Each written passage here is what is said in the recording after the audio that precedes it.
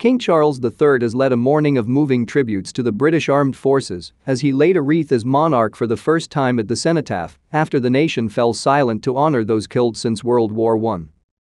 A 2-minute silence took place across the UK at 11 a.m. and wreaths were laid by members of the royal family, senior politicians and faith representatives at the cenotaph in London.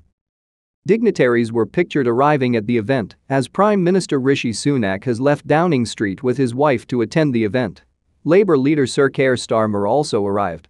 Senior politicians including Suella Braverman, Penny Mordaunt and London Mayor Sadiq Khan have all been pictured solemnly joining the 11 a.m. ceremony. Parades and services are being held around the country, with Charles taking the lead at the cenotaph, accompanied by members of the armed forces and leading politicians. The emotional service ended with a rendition of God Save the King. The government has announced free rail transport is available to all veterans today to allow them to attend services more easily amid the cost of living crisis. King Charles was visibly emotional as he was forced to compose himself before laying his wreath. Charles laid a new poppy wreath incorporating a ribbon of his racing colors, with the design a tribute to the ones used by both his late mother and his grandfather George VI. Big Ben chimed 11 times at 11 a.m. as it returns to service after years of maintenance and repair.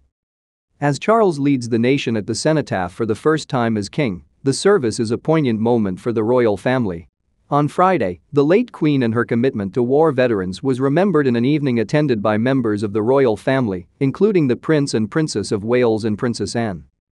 Today's service also marks the 40th anniversary of the war in the Falklands, in which 255 British personnel lost their lives. Similar services were held across the country, including at the National Memorial Arboretum in Staffordshire. Crowds lined the streets of London, with war veterans including Chelsea pensioners preparing to take part in the march.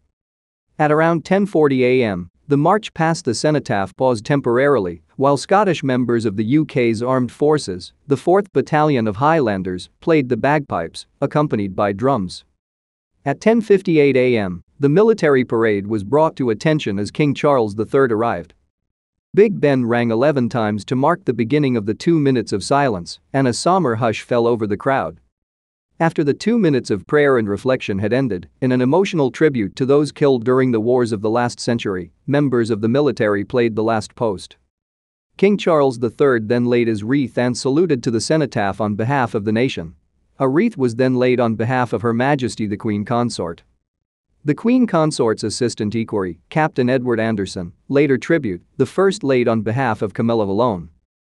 The Prince of Wales then proceeded to lay his wreath, complete with the feathers of the heir apparent. This was the wreath previously laid by his father.